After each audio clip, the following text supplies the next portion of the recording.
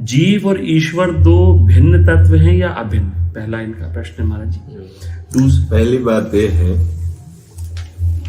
कि यदि हम भगवत दासत्व की तरफ चल रहे हैं तो हमें ये प्रश्न ही नहीं बनता है।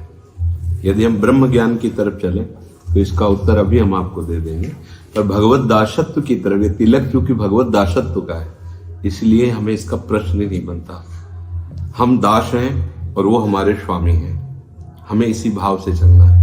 वो क्या है, सोई जाने जे देव जनाई और जानत तुम्हें तुम्हें हो जाए। यदि हम अपना और उनका भेद समझने लगेंगे तो फिर हमारी जो बुद्धि है वो दासत्व से विलग होने लगेगी। क्या? जो प्रभु है वही जीव है, असली में कोई अंतर नहीं। प्रभु कहते ममई वांशो, प्रभु के शब्द है, ममई वांशो, मेरा अंश। तो गंगा जल का एक बूंद भी गंगा जल है, 1 लीटर भी गंगा जल है, 1 टैंकर भी गंगा जल है, जितना निकालोगे वो गंगा जल ही रहेगा। तो वेद कहते हैं पूर्णमदः पूर्णमिदं पूर्णात् पूर्णमुदच्यते, पूर्णस्य पूर्ण मादाय पूर्णमेवावशिष्यते। उस पूर्ण से जो भी लिया जाता है वो सब पूर्ण ही होता है। वेद कहते एको हम बहुश्यामा, उस ब्रह्म ने संकल्प किया और बहुत रूपम हो गया। श्री कृष्ण चंद्र जो कहते हैं मत्तः परतरम नान्यत किंचिदस्ति धनंजय, मेरे सिवा कुछ किंचन मात्र नहीं है। अब ये है केवल बुद्धि का समझना। जड़ चैतन्य मेरा प्रभु है, तो यहां भी तो प्रभु ही है, तो प्रभु के सिवा कोई नहीं है, तो मोक्ष हो गया। लेकिन हमें मोक्ष नहीं चाहिए, हमें प्रभु का दासत्व चाहिए।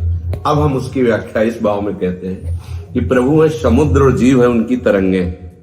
यद्यपि तरंग में समुद्र में बिल्कुल भेद नहीं है, वही समुद्र ही तरंगायमान हो रहा है, पर समुद्र से अनंत तरंगे प्रकट होती हैं, पर तरंग से समुद्र प्रकट नहीं होता। ऐसे हमारा और प्रभु का भेद है। हम प्रभु के ही अंश हैं, हमारे जैसे अनंत अंश उससे प्रकट होते रहते हैं, उसमें लय होते रहते हैं। लेकिन हम में इतनी ताकत नहीं कि प्रभु को हम प्रकट कर सके।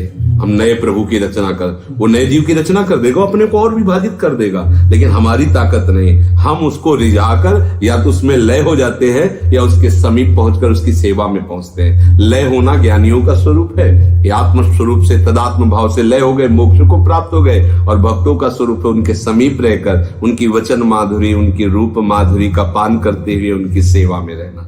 समझ रहे? तत्वतः प्रभु और जीव में ऐसा भेद है जैसे समुद्र और तरंग। तो तरंग का अगर आप भाव देखो तो वो समुद्र ही वायु को स्वीकार करके तरंगायमान हो रहा है, कुछ नई चीज तो उसमें है नहीं। बस अंतर इतना है कि सामर्थ्य की तरफ देखो तो समुद्र ऐसी अनंत तरंगे प्रकट कर देगा, लेकिन एक तरंग चाहे कि हम समुद्र प्रकट कर ले, उसकी सामर्थ्य नहीं। ऐसा हम में और प्रभु में भेद। समझ रहे?